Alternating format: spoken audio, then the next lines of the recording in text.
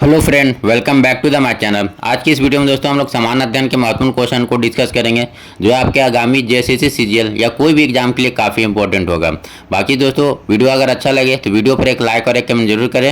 Video को ज़्यादा से ज़्यादा अपने दोस्तों को साथ शेयर करें और जो लोग चैनल पर नए आ रहे हैं चैनल को सब्सक्राइब करना ना भूलें। एंड दोस्तों इसके लिए जो आपको पीडीएफ चाहिए तो पीडीएफ के लिए आप मेरे टेलीग्राम चैनल पर जुड़ जाइए, जिसका जो लिंक है वो डिस्क्रिप्शन में दिया हुआ है। तो चलिए आज के अपनी इस वीडियो को स्टार्ट करते हैं। हमारा पहला क्वेश्चन है, हड़प्पा संस्कृति की मुद्राएं एवं पक्की मिट्टी की कलाकृति में किस पशु का चित्रण नहीं किया गया है। यहाँ पर दोस्तों ये क्वेश्चन पूछा जा रहा है कि हड़प्पा संस्कृति जो है उसकी मुद्राओं और जो है पक्की मिट्टी की कलाकृति में जो है किस पशु का चित्रण नहीं मिलता है। बाघ का, गाय का, गेंडा का या हाथी का। तो हड़प्पा संस्कृति की मुद्राओं और पक्की मिट्टी की कलाकृतियों में दोस्तों ये गाय का चित्रण नहीं मिलता है, यानी जहाँ पर करेक्ट आंसर होगा ऑप्शन बी हो जाएगा। किस पशु का चित्रण नहीं मिलता है दोस्तों, तो गाय का चित्रण नहीं मिलता है। बाकी दोस्तों आप लोगों को पता है हड़प्पा सभ्यता की जो है ये कब से कब चलने वाला एक सभ्यता था। तो ये 2500 से लेकर, इसकी जो तिथि है 2500 से लेकर 1750 बीसी तक ये चलने वाला एक संस्कृति थी। ये दोस्तों हड़प्पा संस्कृति या सिंधु घाटी संस्कृति ये कौन सी सभ्यता थी, तो इसे हम लोग जो है कांस्य सभ्यता कहते हैं। हड़प्पा संस्कृति या जो सिंधु घाटी सभ्यता इसे किस नाम से जाना जाता है दोस्तों, तो कांस्य सभ्यता।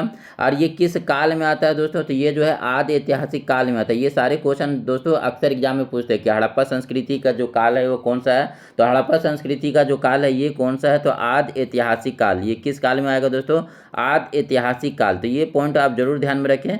हड़प्पा संस्कृति को और किस नाम से जाना जाता है, तो इसे कांस्य सभ्यता या ब्रोंज सिविलाइजेशन के नाम से भी जाना जाता है। और ये जो हड़प्पा सभ्यता था दोस्तों ये किस तरह का सभ्यता था, तो ये एक मातृसत्तात्मक सभ्यता था। मातृसत्तात्मक सभ्यता था, यानी जो यहाँ पर जो है माता का जो है माता का महत्व काफ़ी ज़्यादा था, तो इसलिए से ये एक मातृसत्तात्मक सभ्यता थी। तो इन पॉइंट को आप जरूर ध्यान में रखें। बाकी दोस्तों यहाँ पर जो आंसर हो जाएगा करेक्ट आंसर गाय का जो है आपका हड़प्पा संस्कृति की मुद्राओं और पक्की मिट्टी में जो है चित्रण नहीं मिलता था। नेक्स्ट क्वेश्चन देखते हैं, सिंधु घाटी सभ्यता के लोग की मुद्रा या कॉइन्स में किस देवता की आकृति का जो है चित्रण मिलता है। तो सिंधु घाटी सभ्यता के लोगों के जो है जहाँ पर वहाँ पर जो कॉइन्स चलता था तो वहाँ पर किस देवता की आकृति मिलता थी दोस्तों, तो यहाँ पर जो है पशुपति की जो है आकृति देखने को मिलती थी सिंधु घाटी सभ्यता के लोगों के मुद्रा या कॉइन्स में। ठीक है दोस्तों, तो इस पॉइंट को आप जरूर ध्यान में रखें। बाकी यहाँ पर जो मुद्रा थी उस पर ज़्यादातर किस पशु का जो है चित्रण मिलता है, तो ज़्यादातर जो है बैल जो है इसका जो है चित्रण मिलता था। बैल जो है सिंधु घाटी सभ्यता के अधिकतर मोहर पर इसका चित्रण बैल का मिलता था। और अगर देवता का पूछा बात किया जाए तो देवता में पशुपति नाथ का सबसे अधिक चित्रण मिलता है। नेक्स्ट क्वेश्चन देखते हैं, अमरी जो हड़प्पा सभ्यता का एक स्थल है किस प्रांत में स्थित है। तो अमरी ये कहाँ पर स्थित है दोस्तों, तो ये सिंध में स्थित है, यानी जो करेक्ट आंसर होगा ऑप्शन डी हो जाएगा। इसके अलावा कुछ और इम्पोर्टेंट जो है स्थल का नाम याद रखिए जो आपके एग्जाम में काफ़ी इंपॉर्टेंट होगा। जैसे राखी गढ़ी दोस्तों ये कहाँ पर है, तो राखी गढ़ी जो आपका दोस्तों ये आपका कहाँ पर है, तो राखी गढ़ी हरियाणा में। राखी गढ़ी कहाँ पर है, तो हरियाणा में, राखी गढ़ी हरियाणा में। उसके अलावा दोस्तों याद रखिए कालीबंगा कहाँ पर है, तो कालीबंगा आपका दोस्तों कालीबंगा आपका राजस्थान में है। कालीबंगा कहाँ पर है, तो राजस्थान में है, कालीबंगा राजस्थान में। इसके अलावा दोस्तों याद रखिए लोथल कहाँ पर है दोस्तों, तो लोथल जो है ये कहाँ पर मिलेगा आपको, तो लोथल आपको गुजरात के क्षेत्र में मिलेगा। लोथल कहाँ पर, तो गुजरात के क्षेत्र पर जो है लोथल मिलेगा। लोथल जो है सिंधु सभ्यता का क्या था, तो पतन स्थल था, या पतन स्थल जो है किसे कहा जाता है सिंधु सभ्यता का, तो पतन स्थल जो है ये लोथल को कहा जाता है। यानी जो यहाँ से जो है व्यापार होते थे, व्यापार का केंद्र कौन था सिंधु सभ्यता में, तो लोथल था। उसके बाद एक और इम्पोर्टेंट है शहर दोस्तों रोपड़ ये कहाँ पर है दोस्तों, तो रोपड़ जो है ये पंजाब में है। रोपड़ कहाँ पर है, तो ये पंजाब में। रोपड़ कहाँ पर मिलेगा, तो पंजाब में। बात किया जाए भारत में सबसे बड़ा सिंधु सभ्यता का स्थल कौन था, तो भारत में सबसे बड़ा जो सिंधु सभ्यता है वो राखी गढ़ी है। भारत में सबसे बड़ी जो अगर पूछा जाए सिंधु सभ्यता का स्थल कौन था, तो भारत में सबसे बड़ा जो सिंधु सभ्यता का स्थल है ये राखी गढ़ी है जो आपका हरियाणा में है। तो इन पॉइंट को ध्यान में रखें। नेक्स्ट क्वेश्चन देखते हैं, इनमें से कौन एक हड़प्पा सभ्यता की पूर्वी सीमा का निर्धारण करता है। तो जैसा कि दोस्तों आप लोगों को पता है जो हड़प्पा सभ्यता था ये इसकी आकृति कैसे थी, तो हड़प्पा सभ्यता की जो आकृति थी ये त्रिभुजाकार थी।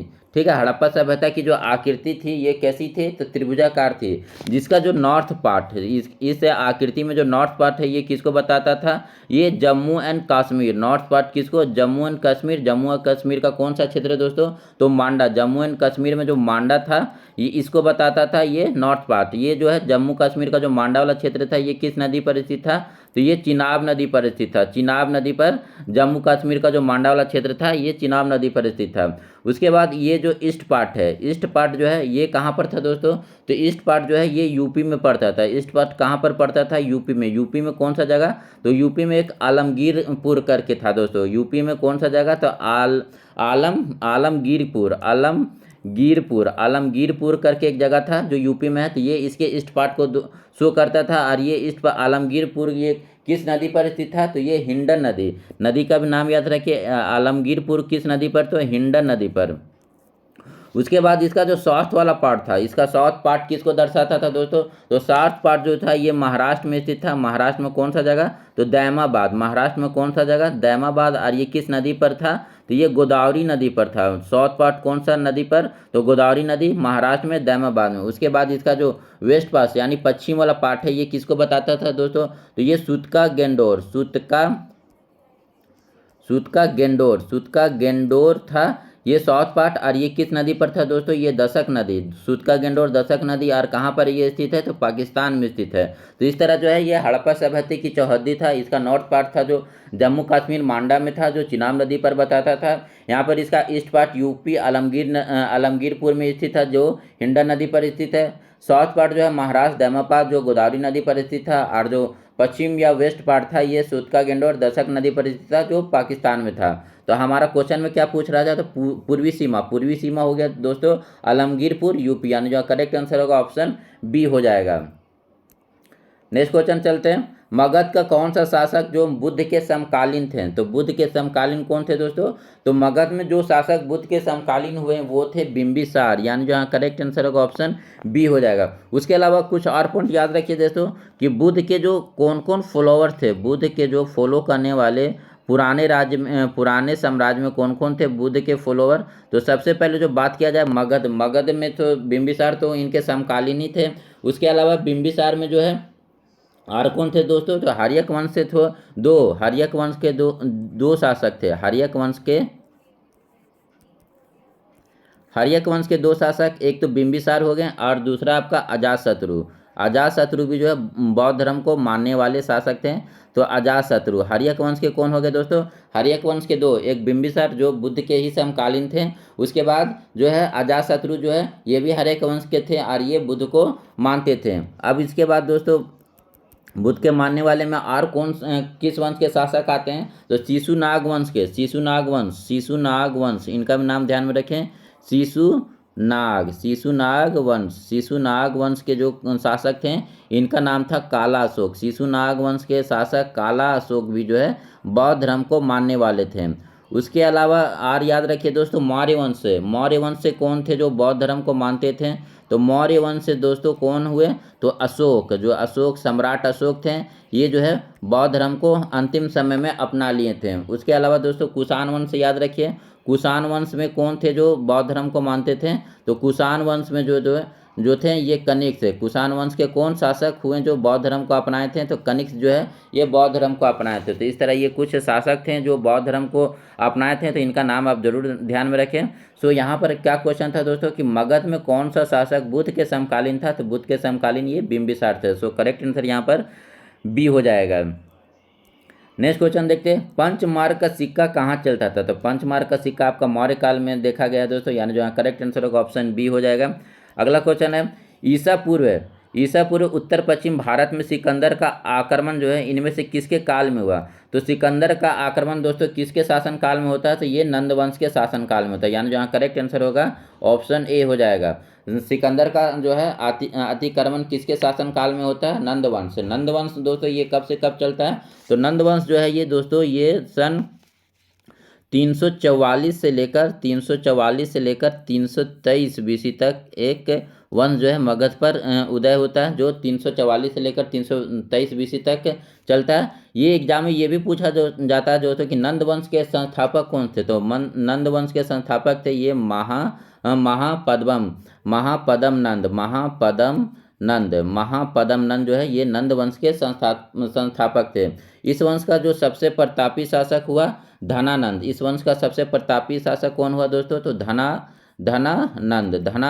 तो धनानंद के ही शासन काल में जो है आपका सिकंदर का जो आक्रमण होता है। धनानंद के ही शासन काल में जो है सिकंदर का आक्रमण होता है भारत पर।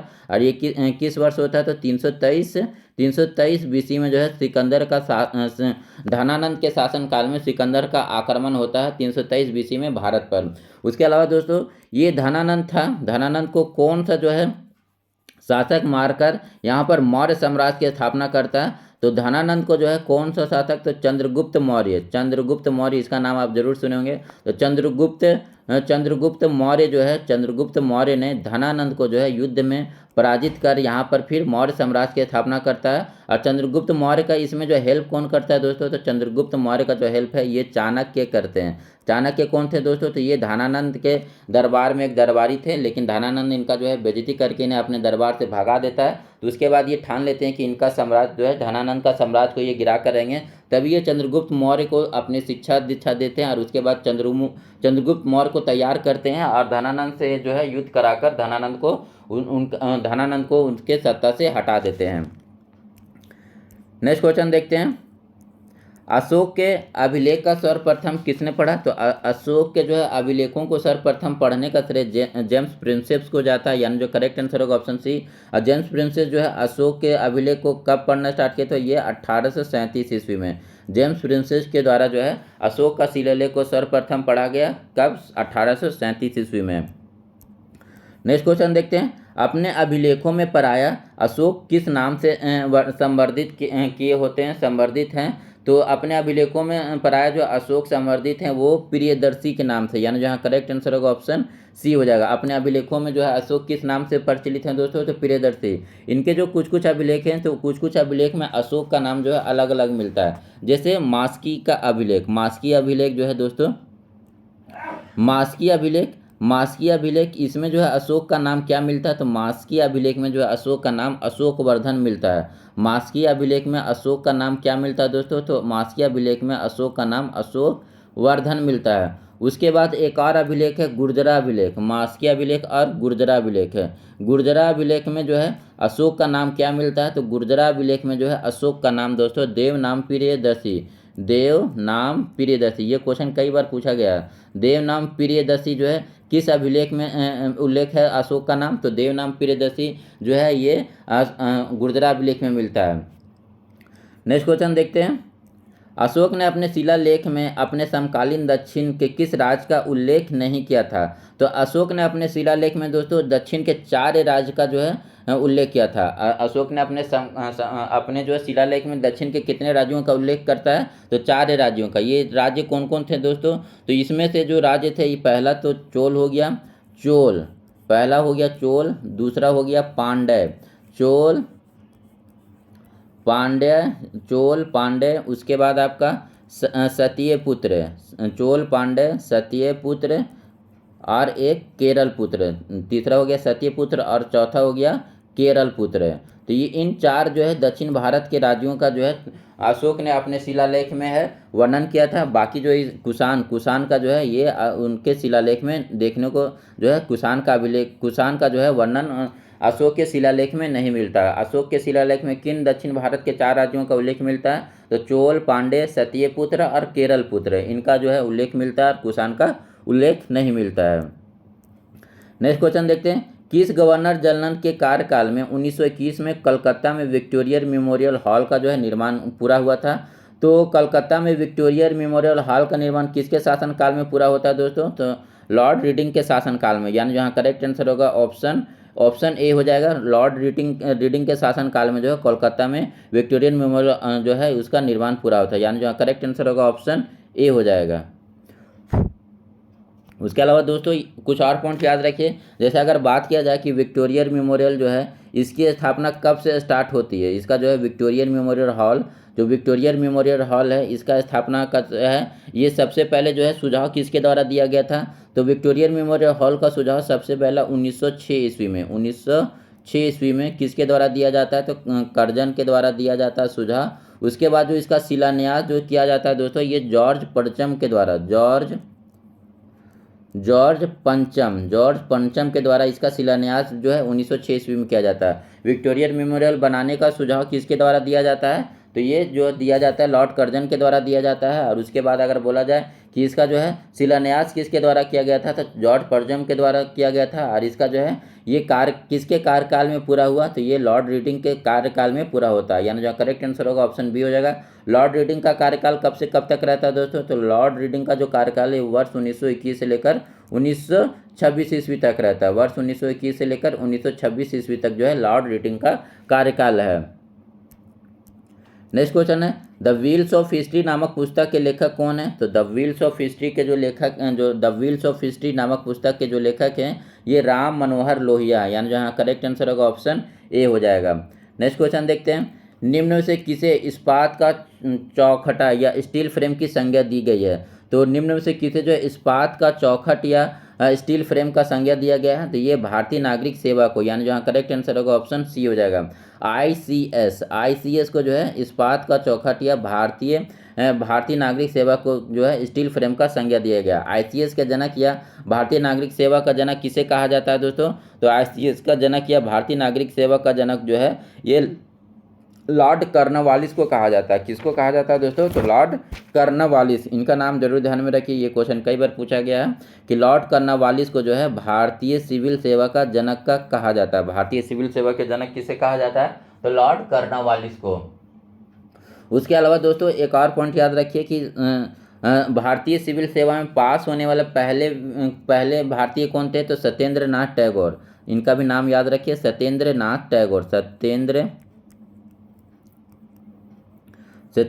टैगोर जो है आईसीएस परीक्षा को पास करने वाले पहले भारतीय थे। और ये किस वर्ष जो है आईसीएस की परीक्षा पास करते हैं, तो 1863 ईस्वी में, तो ये भी डेट याद रखिए। नेक्स्ट क्वेश्चन देखते हैं, ब्रिटिश में भारतीय स्वायत्ता यानी प्रोविंशियल ऑटोनॉमी जो है कब से लागू कर दिया गया था, तो भारत में जो है प्रांतीय स्वायत्ता कब दिया गया था दोस्तों, तो भारत में जो प्रांतीय स्वायत्ता दिया गया था तो ये भारत अधिनियम 1935 के द्वारा दिया गया था, यानी जो यहाँ करेक्ट आंसर होगा ऑप्शन बी हो जाएगा। इसके अलावा जो भारत शासन अधिनियम के अलावा और क्या क्या इसमें पॉइंट याद रखिए दोस्तों, तो केंद्र में द्वैध शासन, केंद्र में द्वैध शासन किसके द्वारा दिया गया था, तो केंद्र में जो है द्वैध शासन ये भारत शासन अधिनियम के द्वारा ही लाया गया था। उसके बाद जो है भारत शासन अधिनियम के द्वारा ही जो संघीय न्यायालय की स्थापना की गई थी, संघीय न्यायालय की स्थापना किसके द्वारा किया गया था, तो भारत शासन अधिनियम के ही द्वारा किया गया था। उसके बाद दोस्तों एक और पॉइंट याद रखिए, जो आरबीआई जो हम अपना सेंट्रल बैंक है इसका भी निर्माण जो है भारत शासन अधिनियम 1935 के द्वारा ही किया गया था। नेक्स्ट क्वेश्चन देखते हैं, अमृत बाजार पत्रिका की स्थापना अमृत बाजार पत्रिका का जो है इसका स्थापना किसके द्वारा किया जाता है दोस्तों, तो अमृत बाजार पत्रिका इसका जो स्थापना ये शिशिर कुमार घोष के द्वारा किया गया था, यानी जहाँ करेक्ट आंसर होगा ऑप्शन सी हो जाएगा।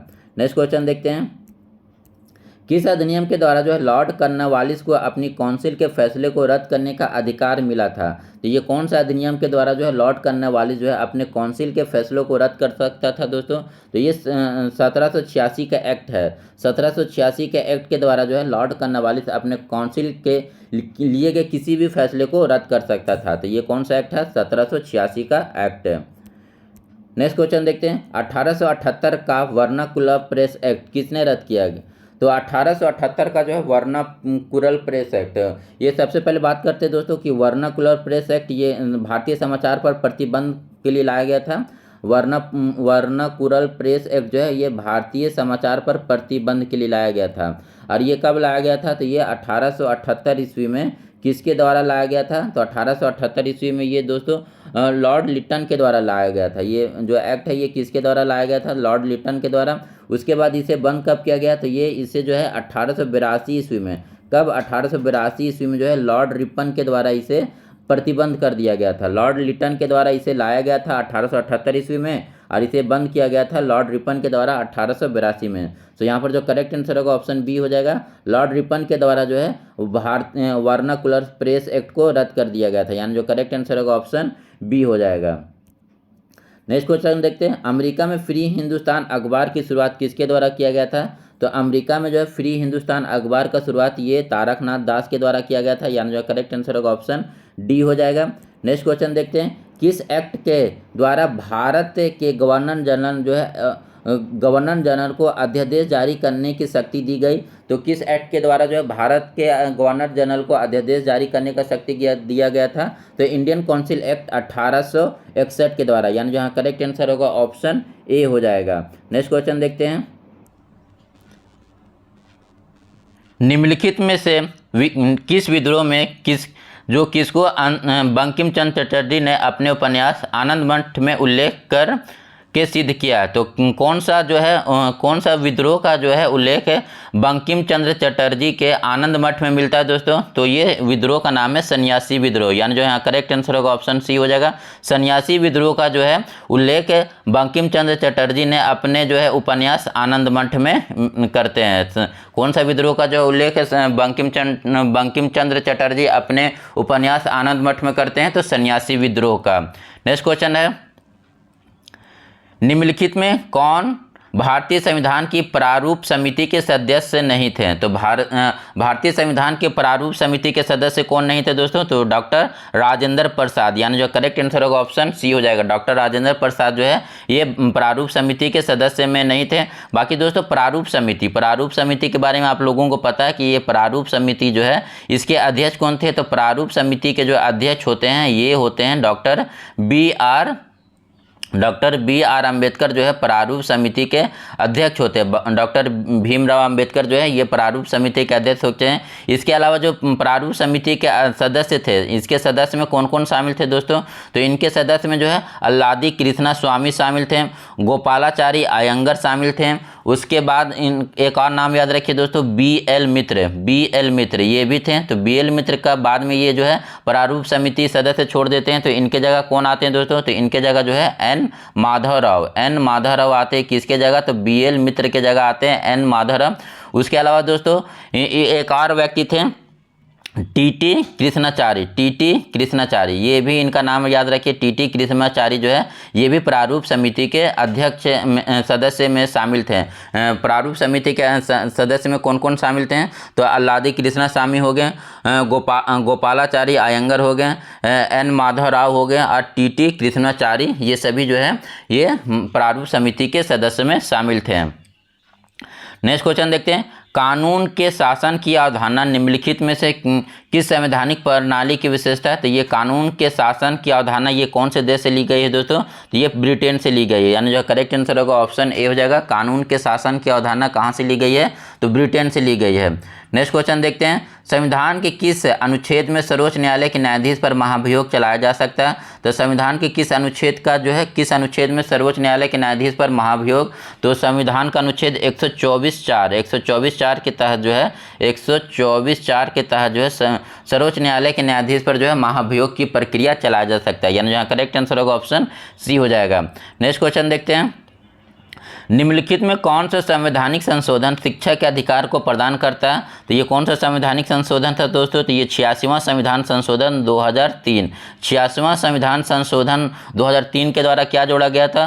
तो ये 6 से लेकर 14 वर्ष तक के बच्चों को जो है निःशुल्क अनिवार्य शिक्षा दिलाना जो है सभी पेरेंट्स का कर्तव्य होगा। 6 से लेकर 14 वर्ष तक के बच्चों को जो है निःशुल्क अनिवार्य शिक्षा दिलाना पेरेंट्स और राज्य का कर्तव्य होगा। ये 86वां संविधान संशोधन 2003 के द्वारा जोड़ा गया और इसे जो है एक मौलिक अधिकार में शामिल किया गया। और ये किस अनुच्छेद में इसको शामिल किया गया? तो इसे 21A में शामिल किया गया दोस्तों। जो ये शिक्षा का अधिकार है ये जो मौलिक अधिकार में शामिल हुआ 86वां संविधान संशोधन 2003 के द्वारा, तो ये कौन से अनुच्छेद में इसको शामिल किया गया? तो 21A में इसको शामिल किया गया।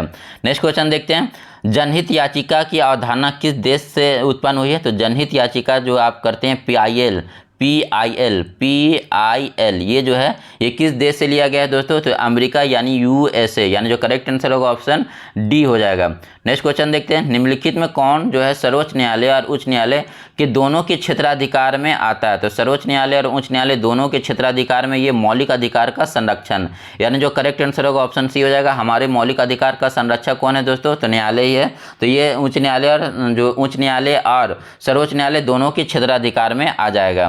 नेक्स्ट क्वेश्चन देखते हैं, कौन सा अनुच्छेद जो है समाज में गरीब और कमजोर वर्गों को मुफ्त कानूनी सहायता प्रदान करता है? कौन सा जो अनुच्छेद है समाज के गरीब और कमजोर वर्गों को मुफ्त कानूनी सहायता प्रदान करता है और सभी के लिए न्याय सुनिश्चित करता है? ये कौन सा अनुच्छेद में इसका वर्णन है दोस्तों? तो इसका जो वर्णन है 39A में है, यानी जो यहाँ करेक्ट आंसर होगा ऑप्शन ए हो जाएगा। नेक्स्ट क्वेश्चन देखते हैं, भारत में वित्त आयोग का गठन कौन करता है? तो भारत में जो है वित्त आयोग का गठन राष्ट्रपति के द्वारा किया जाता है, यानी जो करेक्ट आंसर होगा ऑप्शन ए हो जाएगा। और वित्त आयोग का जो है वर्णन किस अनुच्छेद में किया गया है? तो वित्त आयोग का जो वर्णन है अनुच्छेद 280 में, वित्त आयोग का वर्णन अनुच्छेद 280 में किया गया दोस्तों। तो ये भी ध्यान में रखिए इसका अनुच्छेद। और उसके बाद बताइए आप लोग, चलिए कमेंट करके बताएं कि वर्तमान में जो है वित्त आयोग कौन है? वर्तमान में जो है वित्त आयोग के नाम क्या है? इनका जो आंसर आप लोग कमेंट करके बताएं। नेक्स्ट क्वेश्चन है, परिसीमन आयोग के द्वारा जारी किए गए आदेशों के बारे में निम्नलिखित में कौन सा कथन सही नहीं है? तो ये परिसीमन आयोग के द्वारा जो आदेश जारी किया गया है, तो उस आदेश के बारे में कौन सा कथन सही नहीं है? तो पहला, उसी के लिए गठित समिति के द्वारा उसकी जो है जांच की जाती है। तो परिसीमन आयोग के द्वारा जो आदेश जारी किया जाता है, तो उसका जो जांच है उसी के द्वारा गठित समिति के द्वारा किया जाता है। ये कथन यहाँ पर सही है, यानी जो यहाँ पर पहला कथन सही है। वे न्यायिक समीक्षा के अधीन है, ये भी सही है। हाँ, ये जो है इनका जो आदेश जो भी जारी होगा तो उसके बारे में जो है न्यायिक समीक्षा किया जा सकता है। वे अंतिम है, किसी भी अदालत में चुनौती नहीं दी जा सकती। नहीं, इनके जो आदेश हैं ये अंतिम नहीं होता और इसे कोई भी अदालत में चुनौती दिया जा सकता है, यानी जो यहाँ करेक्ट आंसर हो जाएगा ऑप्शन सी हो जाएगा। यही जो कथन है यहाँ पर गलत है। नेक्स्ट क्वेश्चन देखते हैं, निम्नलिखित में कौन सी लोकपाल की स्वीडिश संस्था की विशेषता है? मतलब कौन सा जो विशेषता स्वीडिश से सरकार से ली गई है, स्वीडिश देश से लिया गया है? तो ये कौन सी विशेषता है दोस्तों? तो कार्यपालिका से कार्रवाई की स्वतंत्रता, ये भी स्वीडन से लिया गया है। स्वतः संज्ञान लेकर जांच शुरू करने की शक्ति, ये भी स्वीडन से लिया गया है। शिकायतों की निष्पक्ष और वस्तुनिष्ठ जाँच, ये भी स्वीडिश से लिया गया है, यानी यहाँ करेक्ट आंसर होगा ऑप्शन डी हो जाएगा ये सभी। अगला क्वेश्चन है, आंसू गैस में कौन सा पदार्थ घुला होता है? तो आंसू गैस में जो है कौन सा पदार्थ घुला हो जाएगा? तो ये सामान्य नमक, यानी जो करेक्ट आंसर होगा ऑप्शन ए हो जाएगा। सामान्य नमक है NaCl जो है ये आंसू में जो है समान मात्रा में घुला होता है। चलिए आप लोग कमेंट करके बताएं कि जो आंसू गैस है उसका फॉर्मूला क्या होगा? आंसू गैस ये किसे कहा जाता है? इसका आंसर आप लोग कमेंट करके बताएं। निम्नलिखित में कौन सा तत्व जो है परवल क्षारीय ऑक्साइड बनाता है जब ऑक्सीजन में जलता है? तो कौन कौन से तत्व हैं जो परवल क्षारीय ऑक्साइड बनाते हैं जब ऑक्सीजन के साथ रिएक्ट करते हैं? तो ये दोस्तों सोडियम हो जाएगा। सोडियम के अलावा आप याद रखिए सोडियम हो गया, मैग्नीशियम हो गया, सोडियम मैग्नीशियम, उसके बाद वो आपका हो जाएगा कैल्शियम, उसके बाद aluminium. Sodium magnesium calcium aluminium जो है ये सारे जो है ऑक्सीजन के साथ जो है अभिक्रिया करके परवल क्षारीय ऑक्साइड बनाते थे। इनका नाम जरूर ध्यान में रखिए, सोडियम मैग्नीशियम कैल्शियम और एल्युमिनियम। नेक्स्ट क्वेश्चन देखते हैं, आकाश में जो है नीला दिखाई देने का मुख्य कारण क्या है? तो आकाश का जो नीला दिखाई देने का मुख्य कारण है वायुमंडल में उपस्थित धूल आदि के कणों के द्वारा सौर विकिरण की प्रक्रिया, यानी जो करेक्ट आंसर होगा ऑप्शन बी हो जाएगा। आकाश का जो नीला रंग किस कारण दिखाई देता है? तो ये परिकिरण के द्वारा दिखाई देता है, लेकिन यहाँ पर जो है ये सारे हो जाएंगे वायुमंडल में उपस्थित धूल आदि कणों के द्वारा जो है सौर विकिरण का परिकिरण, सौर विकिरणों का जो है धूल कण के द्वारा परिकिरण के कारण ही जो है आकाश नीला दिखाई देता है। नेक्स्ट क्वेश्चन देखते हैं, तेज गति से आता हुआ वाहन का हॉर्न बजाता है तो उसका पिच, जब कोई गाड़ी जो है तेज गति से आएगा और वो हॉर्न बजाएगा तो हॉर्न का जो पिच है वो किस तरह होगा दोस्तों? तो हॉर्न का पिच जो है हमें अधिक सुनाई देगा, यानी जो करेक्ट आंसर होगा ऑप्शन बी हो जाएगा। नेक्स्ट क्वेश्चन देखते हैं, एक ही ताप और एक ही दाब पर समान आयतन वाली गैसों के अणुओं की संख्या समान होती है। ठीक है, ये कथन क्या है? एक ही ताप एक ही ताप और एक ही दाब पर समान आयतन वाले गैसों के अणुओं की संख्या समान होती है। निम्नलिखित में यह कौन सा नियम है? तो ये कौन से नियम के तहत है दोस्तों? तो ये जो नियम है अवोगाद्रो की परिकल्पना का नियम, यानी जो करेक्ट आंसर होगा ऑप्शन डी हो जाएगा। एक ही ताप और दाब पर जो है समान आयतन वाले गैसों के अणुओं की संख्या समान होगी, ये कौन सा नियम है? तो अवोगाद्रो की परिकल्पना है, ये अवोगाद्रो की परिकल्पना का नियम। नेक्स्ट क्वेश्चन देखते हैं। समुद्र में पानी से नमक निकालने के लिए कौन सा विधि का उपयोग किया जाता है? तो समुद्र से जो है पानी और नमक को अलग करने के लिए जो है वाष्पीकरण का यूज किया जाता है, यानी जो करेक्ट आंसर होगा ऑप्शन बी हो जाएगा। समुद्र से जो है पानी और नमक को अलग करने की विधि कौन सा है? तो ये वाष्पीकरण की विधि है। नेक्स्ट क्वेश्चन है, मनुष्य में बुद्धि और चतुराई का केंद्र कौन सा है? तो मनुष्य में जो बुद्धि और चतुराई का केंद्र है ये सेरिबेरम है, यानी जो करेक्ट आंसर होगा ऑप्शन सी हो जाएगा। मनुष्य में बुद्धि और चतुराई का केंद्र सेरिबेरम। नेक्स्ट क्वेश्चन है, रक्त में ग्लूकोज की मात्रा को कौन नियंत्रित करता है? तो रक्त में जो है ग्लूकोज की मात्रा ये इंसुलिन के द्वारा कंट्रोल किया जाता है, यानी जो करेक्ट आंसर होगा ऑप्शन डी हो जाएगा। अगला क्वेश्चन है, हार्मोन शब्द का नामांकन जो है किसके द्वारा किया गया था? तो हार्मोन शब्द का जो नामांकन है ये बेलिस और स्टार्लिंग के द्वारा किया गया था, यानी जो करेक्ट आंसर होगा ऑप्शन सी हो जाएगा। हार्मोन शब्द का जो है नामांकन किसके द्वारा किया गया था? तो बेलिस और स्टार्लिंग के द्वारा। अगला क्वेश्चन है, किस शैवाल से जो है आयोडीन प्राप्त होता है? तो जिससे हमें आयोडीन प्राप्त होता है उसका नाम है लेमिनेरिया, यानी जो करेक्ट आंसर होगा ऑप्शन डी हो जाएगा। ये लेमिनेरिया नामक शैवाल से हमें आयोडीन प्राप्त होता है। अगला क्वेश्चन है, अप्रैल 2024 में शंघाई सहयोग संगठन यानी एससीओ के रक्षा मंत्री की बैठक कहाँ पर होगी? तो अप्रैल 2024 में जो है शंघाई सहयोग संगठन के रक्षा मंत्रियों का बैठक ये अस्ताना कजाकिस्तान में होगा, यानी जो करेक्ट आंसर होगा ऑप्शन बी हो जाएगा। अप्रैल 2024 में शंघाई संगठन का जो रक्षा मंत्रियों का बैठक कहाँ पर होगा? अस्ताना कजाकिस्तान में। अगला क्वेश्चन है, माइक्रोसॉफ्ट की नवीनतम लघु भाषा मॉडल का नाम क्या है? तो माइक्रोसॉफ्ट के द्वारा जो है अभी बनाया गया नवीनतम लघु भाषा मॉडल, इसका नाम है Phi-3 मिनी, यानी जो करेक्ट आंसर होगा ऑप्शन बी हो जाएगा। ये एक AI बेस्ड लघु भाषा मॉडल है, AI बेस्ड लघु भाषा मॉडल है जिसका नाम है Phi-3 मिनी। नेक्स्ट क्वेश्चन देखते हैं, भारत के अभी हाल में ही मुख्य सूचना आयुक्त किसे नियुक्त किया गया है? तो भारत में जो है हाल में मुख्य सूचना आयुक्त ये हीरालाल समरिया को नियुक्त किया गया है, यानी जो करेक्ट आंसर होगा ऑप्शन ए हो जाएगा। नेक्स्ट क्वेश्चन देखते हैं, निम्नलिखित में से किस राज्य को भारत का पहला कार्बन मुक्त राज्य होने का गौरव प्राप्त हुआ है? तो भारत का जो पहला कार्बन मुक्त राज्य है ये कौन बन गया दोस्तों? तो भारत का पहला कार्बन मुक्त राज्य जो है ये हिमाचल प्रदेश बना, यानी जो करेक्ट आंसर होगा ऑप्शन बी हो जाएगा।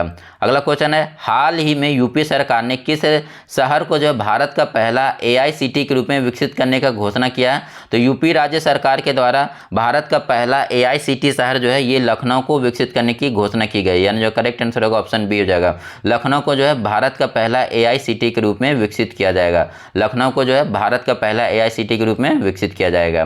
नेक्स्ट क्वेश्चन है, किस खिलाड़ी ने नेशनल बैडमिंटन चैंपियनशिप 2024 का खिताब जीता है? तो कौन सा खिलाड़ी है दोस्तों? ये चिराग सेन के द्वारा जो है नेशनल बैडमिंटन चैंपियनशिप 2024 का खिताब जीत लिया गया है।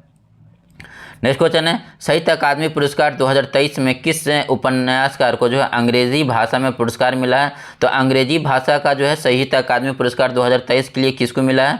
तो ये जो है नीलम शरण गौर, यानी जो करेक्ट आंसर होगा ऑप्शन सी हो जाएगा। अंग्रेजी भाषा में जो है साहित्य अकादमी पुरस्कार 2023 किसको मिला है? तो नीलम शरण गौर को।